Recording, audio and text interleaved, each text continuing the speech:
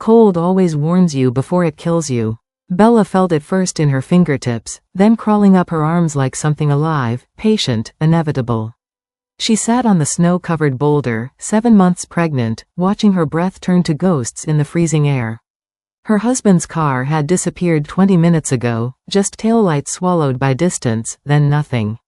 The wedding ring on her finger was so new it still caught the dying light. 3 hours married, 3 hours abandoned. Her lips moved in silent prayer, words for a baby who didn't ask to be born into this nightmare. Then she heard it, the low purr of an engine that didn't belong to Mercy. Headlights cut through the gathering dark, and Bella looked up through frozen tears at the black Mercedes rolling to a stop.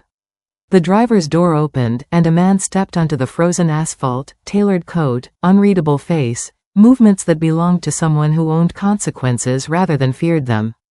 Tommy Slim had just left a meeting that ended in blood.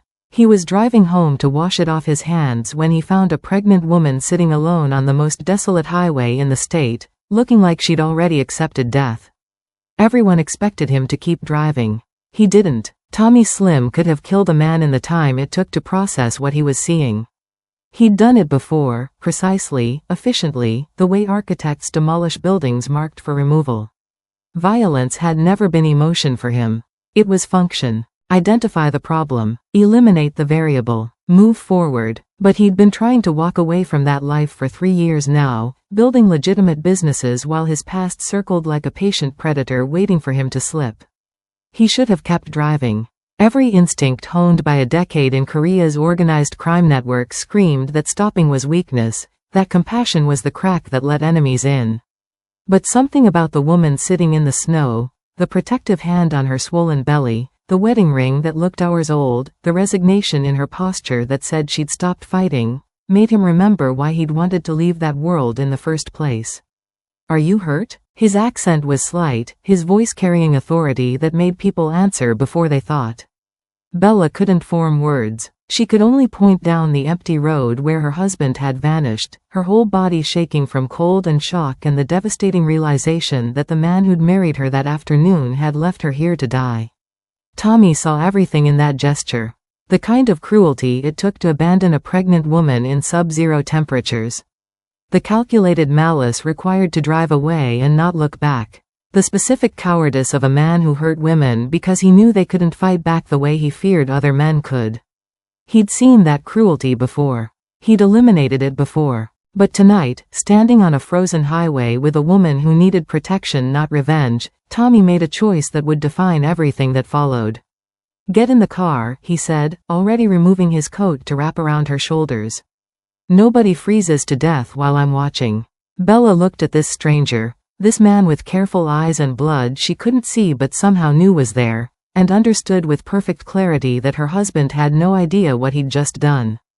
Jack Sampson thought abandoning Bella would erase his problem. He thought leaving her on a deserted road meant she'd disappear from his life, either through death or despair, and he could return to his real family without consequences. He was wrong, because the man who stopped wasn't a good Samaritan. He was someone who understood exactly how predators operated, because he'd spent years being the one they feared. And when Tommy Slim decided someone needed to answer for their sins, distance didn't matter.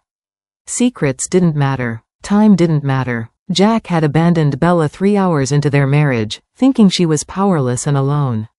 What he didn't know, what he couldn't have known, was that the woman sitting in the snow would be found by someone powerful enough to dismantle his entire fabricated existence. Someone patient enough to investigate rather than eliminate. Someone who'd been looking for a reason to prove he could build something instead of just destroy. Tommy helped Bella into the passenger seat, cranking the heat to maximum, watching her curl around her pregnant belly like she was shielding her baby from everything the world had just revealed itself to be. He didn't ask questions yet. He just drove toward the city, his mind already working through angles, probabilities, the particular kind of man who would do something this cruel and think he'd gotten away with it. The abandonment wasn't meant to kill fast. Tommy understood that immediately. Jack had left Bella just far enough from civilization that rescue was unlikely but not impossible. The cold would work slowly, giving her time to realize exactly how alone she was. It wasn't murder, it was designed to look like tragic circumstance if her body was ever found. Plausible deniability wrapped in a winter storm. But Jack made one critical miscalculation. He assumed his victim had no value to anyone. He assumed no one with power would care about a pregnant nursing student he'd manipulated into secrecy. He assumed the world worked the way it had always worked for him, where consequences were for other people and women were disposable. Tommy glanced at Bella shivering in the passenger seat, and something crystallized in his chest. A purpose, a choice, a chance to be something other than what violence had made him. If he killed Jack now, and part of him wanted to, the old part that solved problems permanently, Bella would never get answers. Jack's real wife would never know the truth. The world would see another man who disappeared, and nothing would really change. But if he investigated, if he followed the threads of Jack's lies until the whole fabric unraveled, then maybe, just maybe, justice could mean something other than a body no one ever found. "Tell me your name," Tommy said quietly as the city lights appeared on the horizon. "Bella," she whispered through chattering teeth. "Bella Sampson. I'm Tommy, and I need you to tell me everything about the man who left you on that road."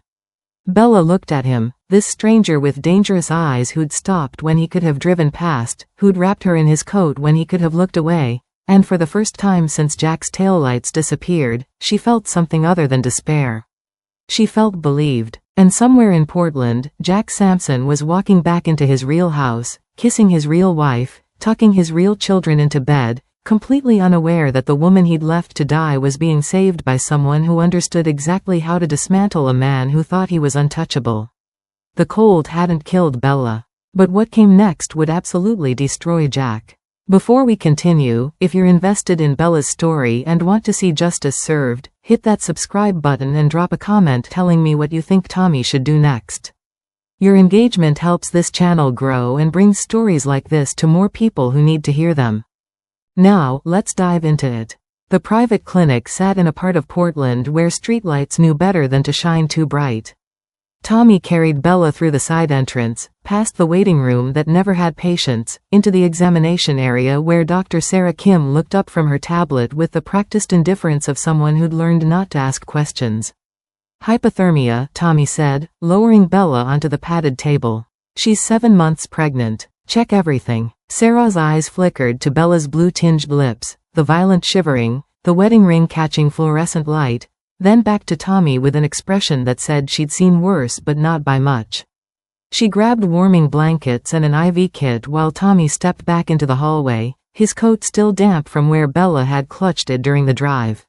Through the partially open door, he watched Sarah work with efficient precision, blood pressure cuff, fetal monitor, heated saline dripping into Bella's veins. The steady beep of the baby's heartbeat filled the silence like a countdown timer Tommy hadn't known he was racing against. Strong, consistent, alive. The kid had survived what its father had done. Tommy pulled out his phone, already running calculations. A man who abandons his pregnant wife doesn't do it on impulse. This was planned, which meant Jack had already thought through the consequences and decided he could live with them. Which meant he had something to protect. Something worth committing near murder to keep hidden. "She's stable," Sarah called out, emerging with tired eyes. "Core temperature is rising. Baby's vitals are strong. But Tommy, she's traumatized. Whatever happened out there, it broke something." Tommy nodded, his jaw tightening as he watched Bella stare at the ceiling with empty eyes. She was safe now, warm, protected. But somewhere in Portland, a man was sleeping peacefully, believing he'd solved his problem. He had no idea his problem had just become Tommy Slim's personal mission. And what Tommy would discover about Jack Sampson's secret life would make abandonment look merciful by comparison. The question Tommy had been waiting to ask hung in the air between them like smoke. Bella had been awake for 20 minutes, staring at the warming blankets covering her body, her hand resting protectively on her belly. The fetal monitor beeped its steady rhythm, proof that despite everything, life persisted. Tommy pulled a chair closer to her bed, the metal legs scraping against linoleum. His voice, when it came, was quieter than Bella expected from a man who moved like contained violence. "Tell me about your husband." The dam broke. Bella's story spilled out in fragments, disjointed at first, then gaining terrible momentum. She told him about the coffee shop where Jack had appeared like fate, about the 3-hour conversation that felt like destiny. She described the messages that never stopped, the coincidental meetings that weren't coincidences at all, the way he'd convinced her that secrecy meant romance rather than isolation. He made me feel special, Bella whispered, tears streaming down her face. He said ex-girlfriends had caused drama, that my friends would be judgmental. I believed him. I didn't tell anyone we were dating. Not my best friend. Not my mother. Nobody. Tommy's expression remained unreadable, but his fingers tightened almost imperceptibly on the armrest. She told him about the sex, how Jack had been tender that first night, whispering promises about their future. How everything changed the next morning. The ghost treatment. The hot and cold manipulation that left her constantly confused, always wondering what she'd done wrong. When I found out I was pregnant, he called me a liar. Said I was trying to trap him. Bella's voice cracked. He showed up at my apartment for weeks, screaming through the door that I was ruining his life. He said no one would ever love me with another man's bastard. Tommy's jaw tightened, but he remained silent. Then suddenly, he changed. He proposed. He cried and said he wanted to be a father. Bella laughed bitterly. I thought maybe he'd finally meant it. The wedding was today. This afternoon. In some church 40 miles from anywhere, no guests, no family. Just us and a pastor who barely looked up from his Bible. She described the drive back. Jack's rage, the screaming, the way he'd slammed on the brakes when she asked to use the restroom. How she'd stepped behind the trees, and when she emerged, the road was empty.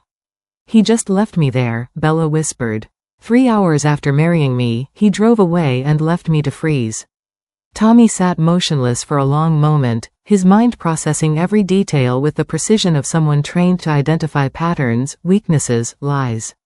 What Bella described wasn't spontaneous cruelty. It was systematic, calculated, the behavior of a man who'd done this kind of thing before, maybe not abandonment, but manipulation, isolation, control. Something in Tommy's eyes shifted from curiosity to something colder, more focused. The look of a man who'd just identified a problem that needed solving. This church, Tommy said quietly. Do you remember the name? Bella nodded weakly. St. Michael's, off Route 26, past the state forest. Tommy stood, his movements deliberate. Get some rest. You're safe here. No one gets through that door without my permission. But what Tommy didn't tell Bella was that he'd already made a decision. Jack Sampson had made a critical mistake. He'd hurt someone on a night when Tommy Slim was driving that specific highway. And now Tommy would do what he did best, pull threads until the entire fabric unraveled. Because the story Bella told wasn't the story of a bad husband. It was the profile of a predator. And predators, Tommy knew from experience, never had just one victim. The question wasn't whether Jack had secrets. It was how many, and what Tommy would find when he started digging into the life of a man who thought he'd committed the perfect crime. Tommy stood in the clinic parking lot at 2 a.m., phone in hand, watching his breath create clouds in the frozen air. Before he made the calls that would set everything in motion, he allowed himself one moment to acknowledge what he was about to become again. 5 years ago, Tommy Slim had been a different kind of problem. In Soul's labyrinth of organized power, he'd earned a reputation that made men careful with their words around him. He wasn't an enforcer, those were blunt instruments, all rage and broken bones. Tommy was a surgeon. When the Korean syndicates had complications that required precision, they called him. Embezzlers who knew too much. Witnesses who remembered too well. Rivals who needed to simply stop existing. He'd been good at it. Too good. The kind of good that hollowed you out from the inside until you looked in the mirror and didn't recognize the thing looking back. His escape had been methodical, 5 years of transferring to legitimate businesses, building distance between himself and the blood, maintaining just enough connection to stay protected but not obligated. He owned nightclubs now, restaurants, a private security firm that asked no questions. Clean money built on a foundation of bodies no one would ever find. He'd told himself he was different now. Reformed. Walking away from violence like a man walks away from addiction. One day at a time, always aware the relapse lived in his muscle memory. But finding Bella had awakened something Tommy thought he'd buried. Not the violence itself, but the clarity that came with having a target that deserved it. For 5 years, he'd drifted in moral ambiguity, building empires that straddled the line between legal and lethal. Now, sitting in a parking lot with a pregnant woman recovering inside because her husband had tried to murder her through abandonment, Tommy felt something he hadn't experienced in half a decade. Purpose. Not the purpose of profit or power. The purpose of protection. Of justice that existed outside courtrooms and legal procedures. The kind of justice men like Jack Sampson never faced because they were smart enough to hurt people who had no power to fight back. Tommy made the first call. David, I need you at the office in an hour. Bring your forensic accounting kit and your OSINT protocols. We're investigating someone. David Park, former military intelligence, now Tommy's legitimate head of corporate security, didn't ask questions. He'd learned years ago that when Tommy used that particular tone, questions were obstacles. The second call went to a contact Tommy hadn't used in 3 years. Min. I need surveillance equipment and someone who can tail a target without being made. Discreet. Professional. No blowback. The man on the other end hesitated. Boss, I thought you were out. I am, Tommy said, his eyes fixed on the clinic entrance where Bella slept behind reinforced doors. This isn't business. This is personal. And that's what Jack Sampson would never understand. Business had rules, limits, exit strategies. But when Tommy Slim made something personal, there was no exit, only endgame. What Tommy would discover about Jack's carefully constructed double life would require every skill he'd spent 5 years trying to forget. But the man who'd walked away from the underworld was about to prove something far more dangerous than violence. He'd prove that truth, wielded correctly, could destroy a man more completely than any bullet ever could. The question Tommy needed answered was simple. Who was Jack Sampson when Bella wasn't watching? David Park arrived at Tommy's office at 3 a.m. with a laptop bag and the perpetually tired eyes of someone who'd spent a career learning how to make people visible when they wanted to stay hidden. Jack Sampson, Tommy said, sliding a notepad across the desk. 26-year-old black woman, nursing student, 7 months pregnant. He married her yesterday at St. Michael's Church off Route 26, then abandoned her on the highway to freeze to death. I need to know everything about him. Where he works, where he lives, who he really is. David's fingers were already moving across his keyboard. Occupation? Claims to be an insurance broker. That's all she knows. He kept everything private. David's expression flickered with recognition, the particular pattern of isolation that predators used. Phone number? Tommy provided it. Within 90 seconds, David's screen filled with data. Burner phone. Purchased with cash 6 months ago from a convenience store in Northeast Portland. No registered billing address. No linked accounts. Tommy's jaw tightened. Jack wasn't just careful. He was practiced. The church might be cleaner, David suggested. Marriage licenses require real information. If he signed legal documents, we'll find him. 2 hours later, Tommy pulled up to St. Michael's as dawn broke over the frozen landscape. The building looked exactly as Bella described, peeling paint, sagging roof, the kind of place that survived on donations and prayers.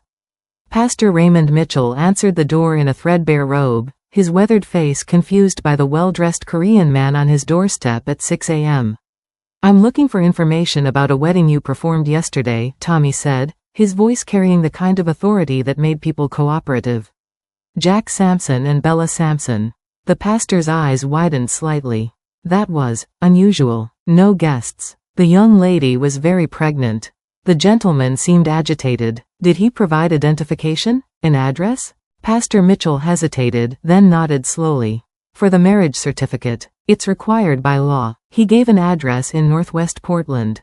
Tommy committed the address to memory, already knowing what David would find. Either a fake location or the first thread in Jack's carefully woven lie. But predators always made mistakes. They got comfortable. They assumed their victims had no one powerful enough to ask questions. Tommy handed the pastor $500. For the church roof. And pastor? If anyone asks about this conversation, it never happened. Back at the office, David was waiting with an expression that meant he'd found something. The address Jack provided? It's a UPS store. Mailbox rental. But I cross-referenced the signature on the marriage license against property records, employment databases, and vehicle registrations within a 50-mile radius. David turned his laptop around, and Tommy saw a photograph that made everything click into place. Jack Sampson, same face, same build, same man, standing in front of a suburban home with his arm around a woman who wasn't Bella. 2 children played in the background. That's Patricia Sampson, David said quietly. His wife of 8 years. They have 2 kids. He works at a tech company downtown, not insurance. Everything he told Bella was a lie. Tommy stared at the image, his mind racing through implications. Jack hadn't just abandoned Bella. He'd constructed an entire false identity to use her as a mistress, and when she got pregnant, he'd married her in a sham ceremony and tried to erase the problem by leaving her to die. But Jack had made one fatal miscalculation. He'd assumed no one would care enough to look. He'd assumed Bella was alone. What Jack didn't know was that the man who'd found his victim had spent a decade learning how to dismantle people who thought they were untouchable.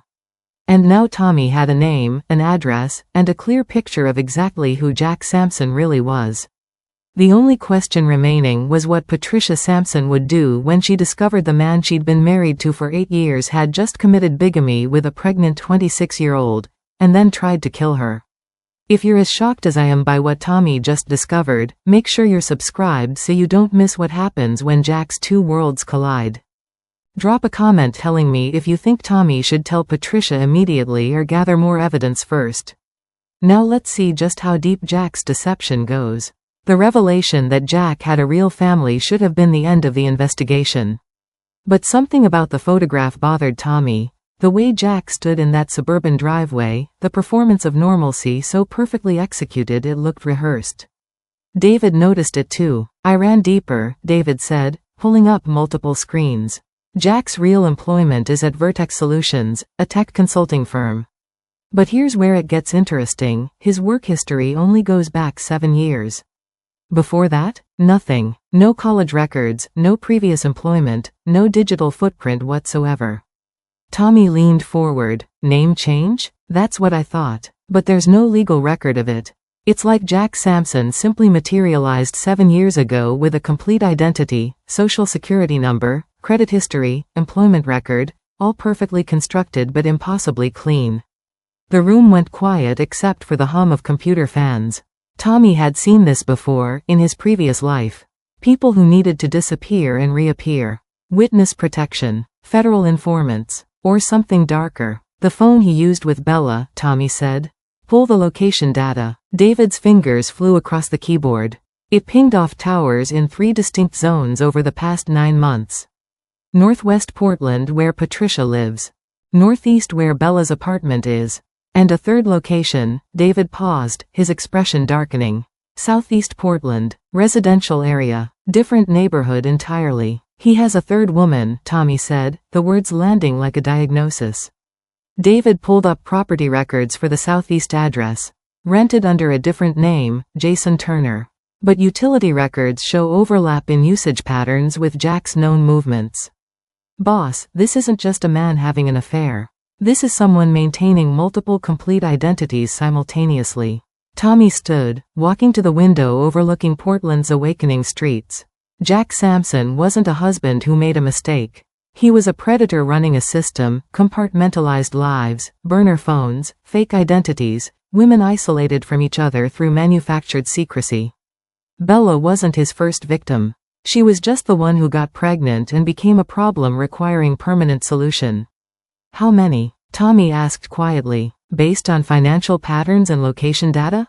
At least 3 women, possibly 4. All kept completely separate, none of them knowing the others exist. Tommy's phone buzzed. The clinic. Bella was awake and asking for him. He looked at David's screens, at the map showing Jack's movements like a spider's web across Portland, and made a decision that would change everything. Keep digging. I want to know everywhere he's been, everyone he's contacted, every lie he's told. Because we're not just exposing a cheater, David. We're documenting a predator. What Tommy didn't tell David was that the real question wasn't how many women Jack had hurt. It was whether any of them besides Bella had survived his solutions when they became inconvenient. And if Jack had done this before, if there were other women who'd simply vanished, then Tommy wasn't just seeking justice. He was potentially hunting a serial offender who'd learned to hide bodies in plain sight by making abandonment look like choice. The guest house behind Tommy's main property looked nothing like what Bella expected from a man who moved through the world like controlled violence. Soft lighting, clean lines, a bookshelf filled with titles that suggested someone who thought deeply about consequence. Tommy had brought her here from the clinic with strict instructions. Don't leave alone, don't contact anyone from her old life yet, and don't answer the door for anyone but him. Bella spent the first day curled on the couch, staring at nothing. The shame sat on her chest like physical weight, not just what Jack had done, but her own willingness to believe his lies. Every red flag she'd ignored felt like evidence of her stupidity. Every boundary she'd let him cross felt like complicity in her own destruction. Tommy appeared at sunset with Thai food he didn't eat and sat in the armchair across from her without speaking. Bella appreciated that. The absence of forced conversation, the refusal to fill silence with empty comfort. When she finally broke, the words came out jagged. I should have known. Everyone probably saw it except me. I'm so stupid. Stop. Tommy's voice cut through her spiral with surgical precision. You trusted someone who studied how to break trust. That's not your failure. That's his skill. Bella looked up, tears streaming down her face. But I ignored all the signs. Because he designed those signs to be ignorable. The love bombing, the isolation, the hot and cold treatment, those aren't accidents. They're techniques. Tommy leaned forward slightly. Predators don't succeed because their victims are stupid. They succeed because they're practiced. Over the following days, Tommy established a quiet routine. He brought meals 3 times daily, sitting with her in comfortable silence or answering questions about his businesses, carefully edited versions that omitted the blood and bodies. Bella found herself talking more, sharing details about her nursing program, her family, the life she'd been building before Jack appeared like a storm she'd mistaken for shelter. What happens now? Bella asked on the 4th night, her hand resting on her belly where the baby kicked with increasing frequency. Tommy's expression was unreadable. Now we make sure Jack Sampson answers for what he did. Not just to you, to everyone he's hurt. There are others? The question came out as a whisper. Tommy nodded slowly. David found evidence of at least 3 separate lives Jack's been maintaining. Different women, different identities. You're not the first person he's manipulated, Bella. But if I have anything to do with it, you'll be the last. Bella processed this information, feeling something shift inside her chest. Not just horror at the scope of Jack's deception, but something sharper. Anger. The kind that burned away shame and replaced it with clarity. I want to help, she said firmly. Whatever you're planning, I want to be part of it. Tommy studied her for a long moment, seeing the transformation from victim to survivor beginning to take shape.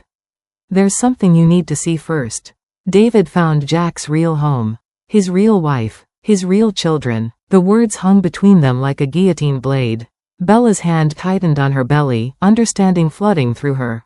She hadn't just been a mistress. She'd been a completely separate existence Jack maintained while playing devoted family man somewhere else. The wedding, the promises, the baby growing inside her, all of it had been performance from a man who'd never intended for her to survive past her usefulness. Show me, Bella whispered. And Tommy knew that what happened next would require showing Bella evidence that would break her heart all over again, but this time, the breaking would forge something harder. Something that wouldn't shatter when Jack's lies were finally exposed to the light. Because the question wasn't just what Jack had done. It was what Patricia Sampson would do when she discovered the man sleeping beside her for 8 years had just committed bigamy and attempted murder, with a pregnant woman young enough to be their daughter. The photographs David spread across Tommy's desk told a story Bella wasn't prepared to see. But she'd insisted on being present for every revelation, and Tommy respected her enough not to shield her from the truth's sharp edges. Jack Sampson in his natural habitat looked different. Relaxed. A man arriving home from work, loosening his tie, kissing a woman with graying temples and kind eyes. 2 children, a boy around 7, a girl maybe 9, running to hug him while he laughed. The performance of devoted father so convincing it would have fooled anyone who didn't know what he'd done 4 days earlier. That's Patricia, David said quietly, pointing to the woman. Patricia Whitmore Sampson, married to Jack for 8 years. She's a teacher at Lincoln Elementary. Volunteers at their church. According to neighbors, they're the perfect family. Bella stared at the images, her hand trembling slightly on her pregnant belly. He went home to them. After abandoning me, he just went home. Tommy watched her process the layers of betrayal. It wasn't just that Jack had a wife, it was that he had a whole life, a real life, and Bella had never been meant to be part of it. She was a secret, a mistake, a problem he'd tried to erase by leaving her to die in the snow. There's more, David continued, pulling up additional surveillance photos. Jack's been maintaining this double life with sophisticated precision. He told Patricia he travels for work 3 nights a week. Those are the nights he spent with you, Bella. He has separate bank accounts, separate phone lines, separate everything. This isn't an affair that got out of control. This is systematic. Tommy leaned forward, studying Jack's face in the photographs. The easy smile, the comfortable domesticity, the absolute absence of guilt or fear. Jack truly believed he'd gotten away with it. That Bella was either dead or too broken to expose him. That his carefully constructed worlds would never collide. How long do we watch him? Bella asked, her voice steadier than Tommy expected. Long enough to document everything. Every routine, every lie, every moment of his normal life. Tommy's tone was clinical. Because when we expose him, it needs to be complete. No room for him to spin narratives or play victim. David pulled up a timeline on his screen.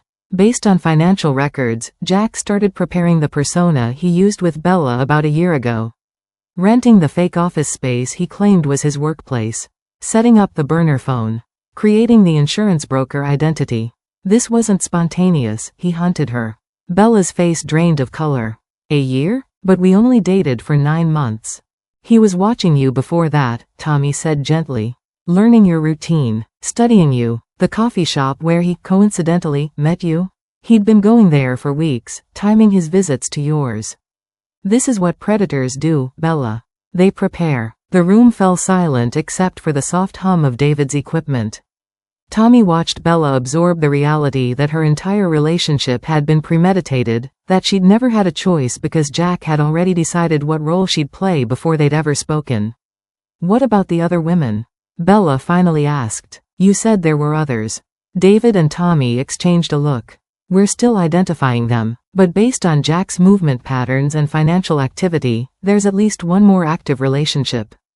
Possibly 2, all isolated from each other the way you were isolated from Patricia.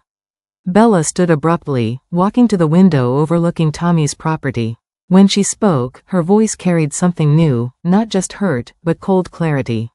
His children, they look happy. Patricia looks happy. They have no idea who's been living in their house. No, Tommy confirmed. And that's the weapon we use. Not violence. Not revenge. Truth. We show Patricia exactly who she married. We show the police what Jack did. We show everyone the man behind the mask. Bella turned back, her expression transformed. The broken woman from the highway was gone, replaced by someone who understood that survival sometimes required seeing the monster clearly. When? Soon, Tommy said. But first, we need to know if Jack's done this before. If there are other Bellas who didn't get rescued. The implication hung in the air like smoke. If Jack had been running this operation for years, if other women had become inconvenient problems, then the question wasn't just about bigamy and abandonment. It was about whether Jack Sampson was a serial predator whose previous solutions had been permanent. And finding that answer would require Tommy to do something he'd avoided for 5 years, activate his network of people who specialized in uncovering the kind of truths that lived in unmarked graves. The question Tommy had been waiting to ask sat between them like a loaded weapon. Bella stood in his office surrounded by evidence of Jack's systematic deception, surveillance photos, financial records, timeline analyses that documented every lie with clinical precision. She'd been silent for 10 minutes, her eyes moving from one piece of evidence to another, her hand resting protectively on her swollen belly. Tommy watched the transformation happen in real time. The shame that had hunched her shoulders for days straightened into something sharper. The self-blame that had clouded her eyes burned away, replaced by clarity so cold it could cut glass. This wasn't the broken woman he'd found on the highway. This was someone discovering that her suffering had been designed, calculated, and that knowledge was forging something harder than grief. He planned everything, Bella said finally, her voice unnaturally calm. The coffee shop meetings weren't coincidence. The isolation wasn't about protecting our relationship. The secrecy wasn't romance. She picked up a photo of Jack with Patricia and their children, all of them smiling at a birthday party. I was never supposed to exist past being convenient. Tommy remained silent, giving her space to process what most people couldn't comprehend, that they'd been hunted, studied, and used by someone who'd made deception into an art form. The pregnancy, Bella continued, her fingers tightening on the photograph until it crumpled slightly. That's when I stopped being useful and started being a problem. Everything after that, the torment, the fake proposal, the sham wedding, it was all theater leading to one moment. She looked up at Tommy with eyes that had learned to see monsters clearly. He drove me to that highway planning for me to die. Planning to go home to them and have dinner like nothing happened. Yes, Tommy confirmed, because she deserved honesty without cushioning. Bella set down the photograph with deliberate care. How many others? You said there were more women. How many? David's found evidence of at least 2 others currently. But we're looking deeper, back through Jack's entire history. If he's been doing this for years. Tommy let the implication hang unfinished. Other women might not have been rescued, Bella completed the thought, her voice hardening. Other problems might have been solved more permanently. The possibility sat between them like a third presence in the room.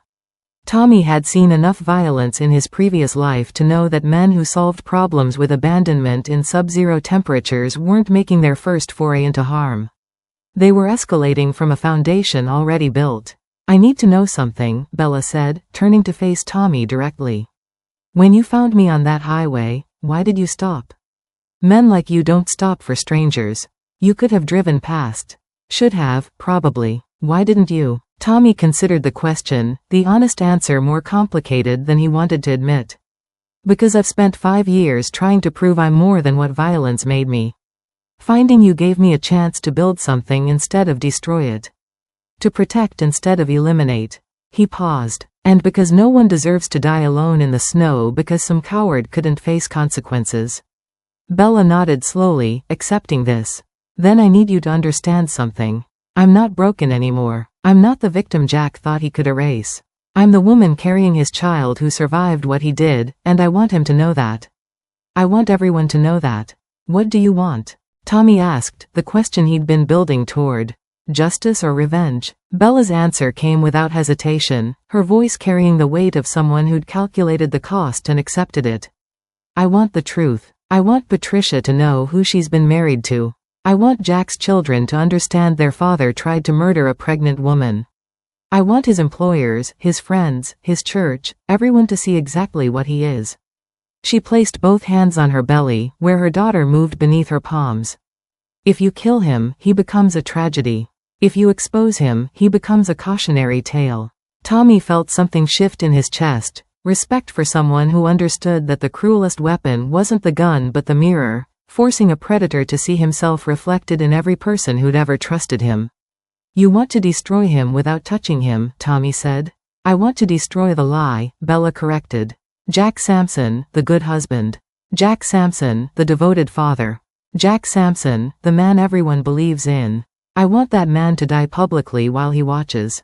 Can you do that? Tommy thought about his network, about David's research capabilities, about the evidence they'd compiled and the evidence they could still gather. About Patricia Sampson who deserved to know the truth before she spent one more night next to a man who'd committed bigamy. About Jack's other victims who deserved to see their predator exposed. Yes, Tommy said. But once we start, there's no stopping it.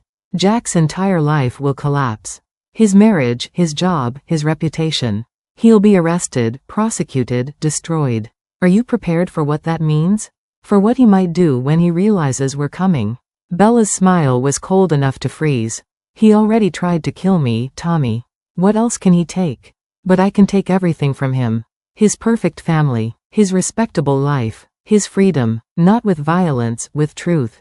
She met his eyes with absolute certainty. Let's show Patricia who's been sleeping in her bed. Let's show the police who abandoned a pregnant woman to die. Let's show everyone who Jack Sampson really is. Tommy extended his hand. Then we have an agreement. No violence. No revenge. Just exposure. We document everything, deliver the evidence to everyone who needs to see it, and let the truth burn his world down. Bella shook his hand, her grip surprisingly strong for someone 7 months pregnant who'd nearly frozen to death a week ago. When do we start? We already have, Tommy said. David's been documenting Jack's movements for days. We know his routines, his lies, his patterns. Now we need the final piece, proof of intent. We need Jack on record discussing what he did to you, why he did it, what he thought would happen. Tommy's expression turned calculating. We need him to confess. How? Tommy pulled up a recording device on his desk. You call him. Tell him you survived. Tell him you're alone and scared and willing to keep his secret if he helps you. Make him think he still has control. Men like Jack can't resist the opportunity to manipulate one more time. Bella stared at the recording equipment, understanding flooding her expression. You want him to threaten me. To reveal his other life. To admit what he did. I want him to hang himself with his own words, Tommy confirmed. But only if you're willing. This puts you in direct contact with him again. It gives him the chance to say things that will hurt. Are you strong enough for that? Bella placed her hand on the recording device, her decision already made. Set it up. Let's give Jack Sampson one final chance to tell the truth before we tell it for him. And in that moment, Tommy understood that what Jack had tried to destroy on that frozen highway had instead been forged into something far more dangerous than he'd ever anticipated. A woman who'd survived his worst and learned that the most devastating revenge was simply refusing to stay silent. What Jack didn't know, as he played with his children and kissed his wife goodnight, was that the problem he thought he'd erased was about to call him. And the conversation they were about to have would give Tommy everything he needed to dismantle Jack's entire fabricated existence one truth at a time. The only question was whether Jack would realize he was confessing to his own destruction before it was too late to stop it.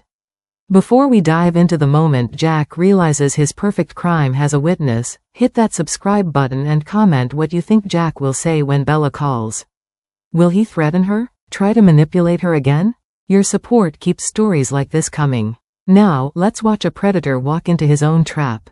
The phone call that would destroy Jack Sampson's life began with 3 rings and silence so heavy it had weight. Bella sat in Tommy's office with recording equipment active, her hand trembling as she held the burner phone David had provided. Hello? Jack's voice came through the speaker, cautious but not alarmed. It's me, Bella said, her voice deliberately small, fragile. It's Bella. The silence that followed lasted exactly 4 seconds. Tommy watched Jack's mental calculations happen through that pause, shock, fear, then the predator's instinct, assess, adapt, control. Bella. Jack's tone shifted into false concern. My God, are you okay? The car broke down after I dropped you off, and by the time I got back you were gone. Don't, Bella interrupted. I know you left me, Jack. I know what you did. Another pause. Baby, I don't know what you think happened. I almost died. I sat in the snow for almost an hour before someone found me. The doctors said another 30 minutes in. She let the implication hang.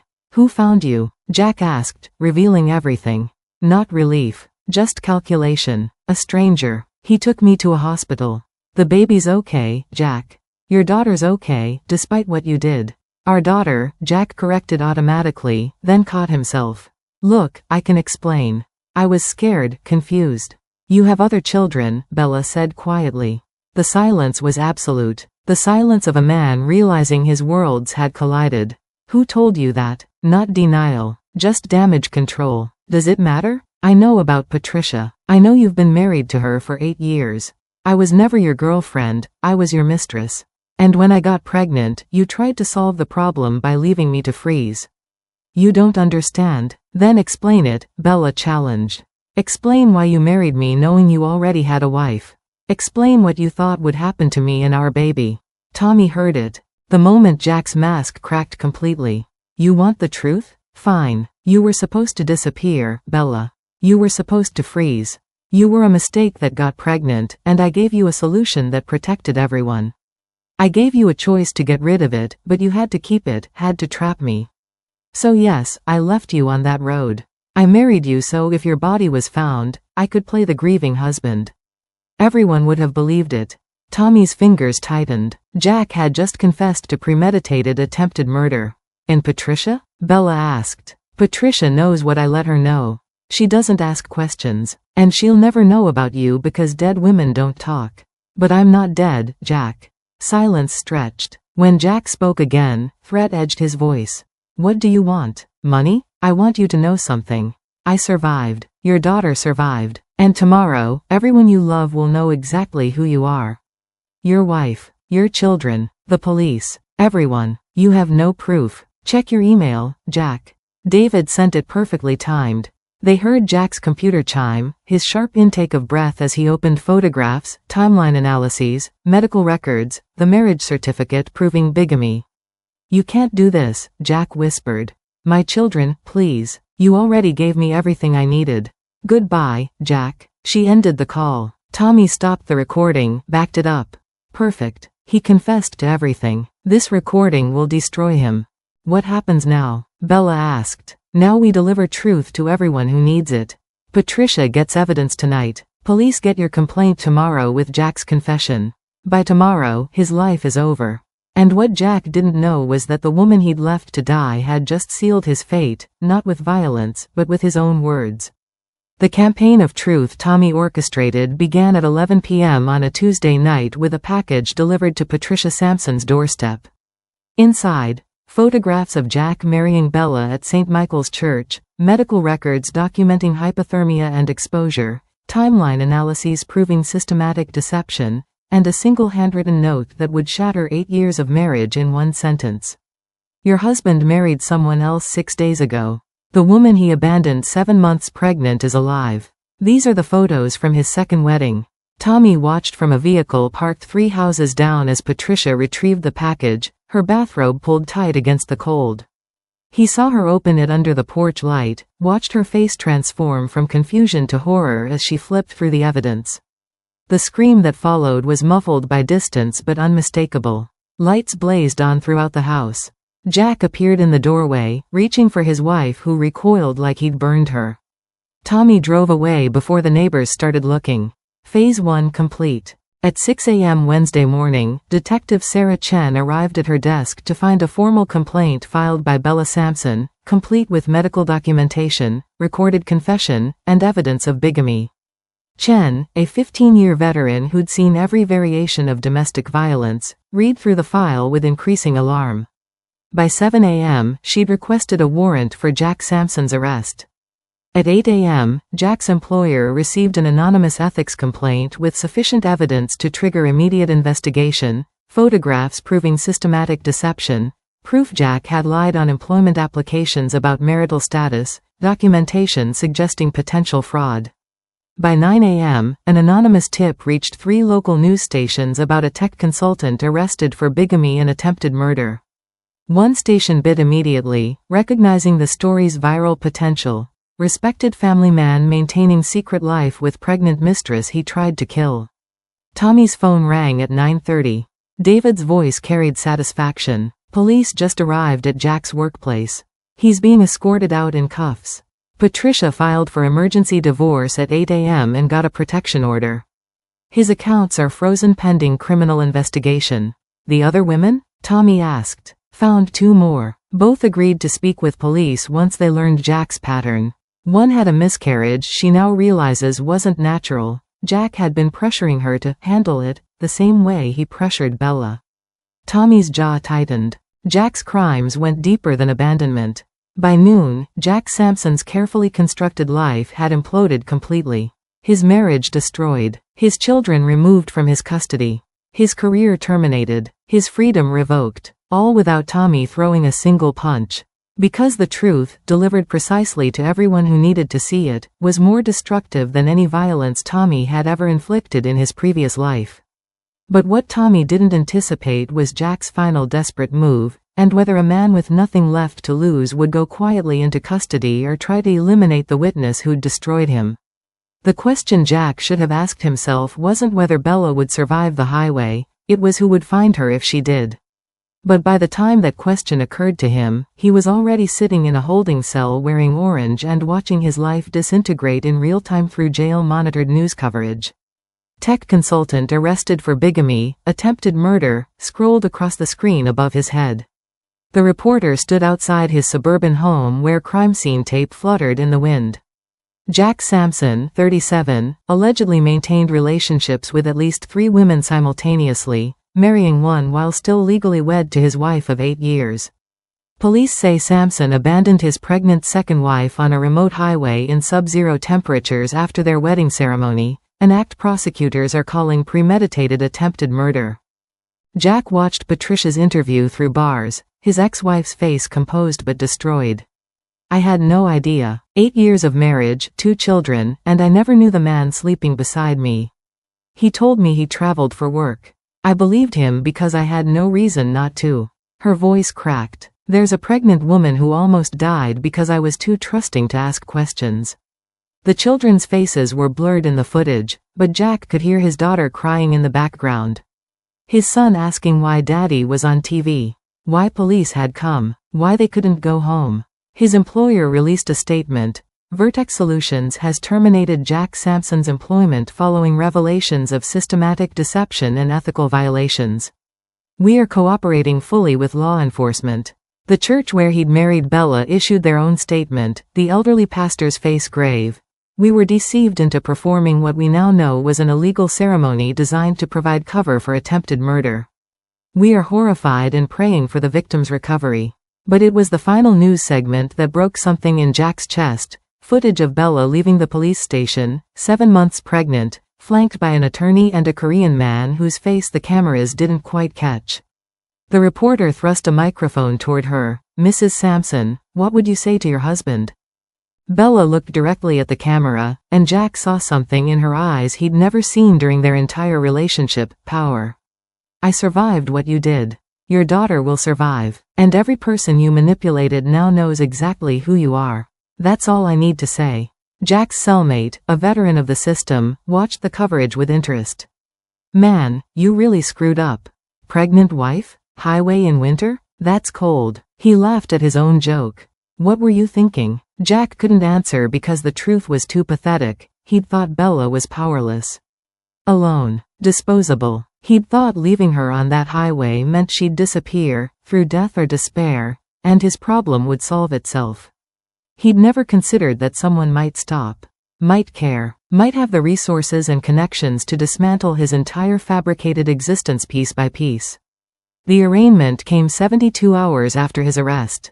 Jack stood before the judge in shackles, his public defender looking exhausted, while the prosecutor outlined charges that would keep him imprisoned for decades: bigamy, attempted murder, fraud, reckless endangerment, witness intimidation. "Your Honor," the prosecutor continued, "we have recorded confession, medical evidence, and testimony from multiple victims documenting the defendant's pattern of predatory behavior. Mr. Sampson systematically isolated and manipulated vulnerable women, and when one became inconvenient due to pregnancy, he attempted to murder her in a manner designed to appear accidental. Bail was denied. High flight risk. Danger to witnesses." Jack returned to his cell understanding with perfect clarity what Bella had meant. She'd survived, and in surviving, she'd ensured that everything he'd built, every lie, every manipulation, every carefully constructed identity, burned to ash under the light of truth. The man who'd made Bella feel worthless now sat in a cage, worthless himself, facing decades behind bars. And somewhere in Portland, the woman he'd left to die was preparing to give birth to a daughter who would grow up knowing her father's name only as a cautionary tale. But what Jack didn't know, what he wouldn't learn until much later, was that the Korean man in the footage wasn't just Bella's protector. He was someone whose previous life had taught him exactly how to dismantle people who hurt the vulnerable. And Tommy Slim had one final message to deliver that would ensure Jack understood the true cost of his crimes. We've reached the final chapter of Bella's story. If this journey moved you, hit subscribe and share this video with someone who needs to hear that survival is possible and justice sometimes comes from unexpected places. Comment below what this story meant to you. Now, let's see what grows from the ashes of Jack's destruction. The cry that filled the delivery room 3 months later sounded like vindication. Bella held her daughter against her chest, tears streaming down her face as the nurse cleaned the baby's face and tiny fists flailed against the unfairness of being born. 7 pounds, 3 ounces. Perfectly healthy. A daughter who'd survived what her father had done before she'd even taken her first breath. Tommy sat in the waiting room with coffee he didn't drink, watching dawn break over Portland through hospital windows. David had texted updates throughout the night: labor progressing, complications minimal, mother and baby stable. When the nurse finally emerged with the news, Tommy felt something unfamiliar tighten in his chest. Relief that carried weight he hadn't expected. "She wants to see you," the nurse said, and Tommy followed her to the recovery room where Bella looked exhausted and radiant simultaneously, her daughter wrapped in hospital blankets and already rooting for food with single-minded determination. "Meet Hope," Bella said softly. "Hope Sampson. Though I'm changing our last name legally as soon as possible."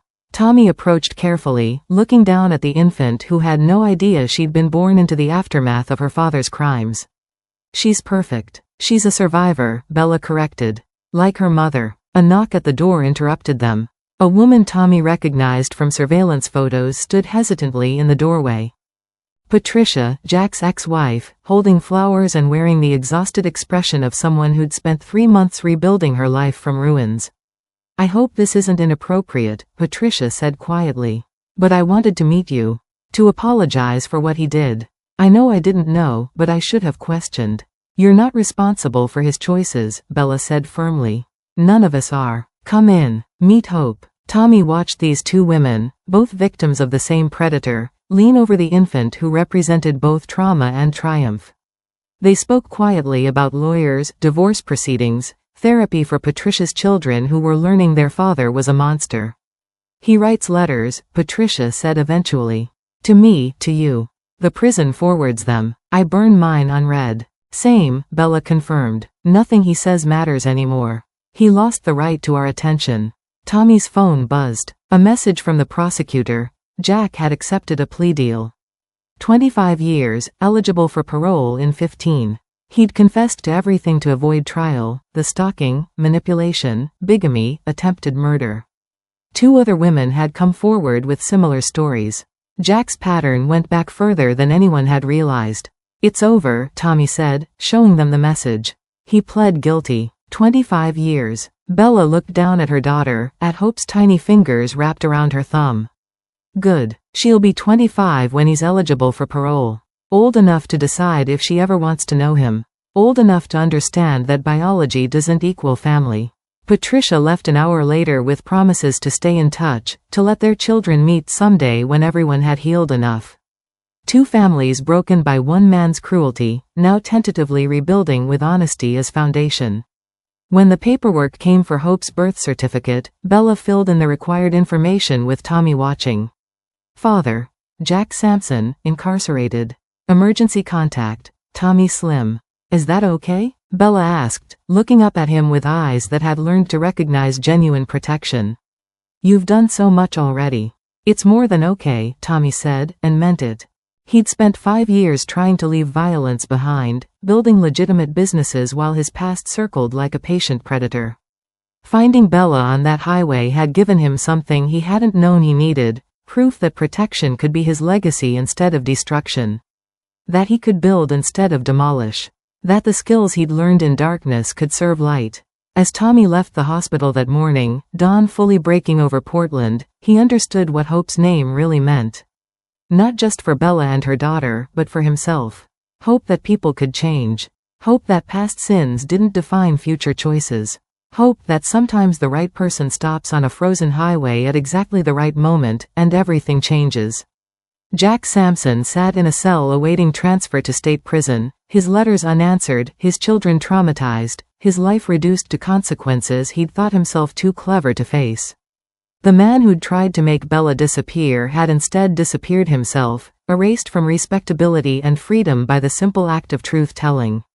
And in a hospital room across the city, a woman who'd survived abandonment held her daughter close and looked toward a future built not on lies and manipulation, but on the unexpected family forged from tragedy: a friend who'd become protector, a former enemy who'd become ally, and a baby girl named Hope who represented the quiet triumph of refusing to let cruelty win.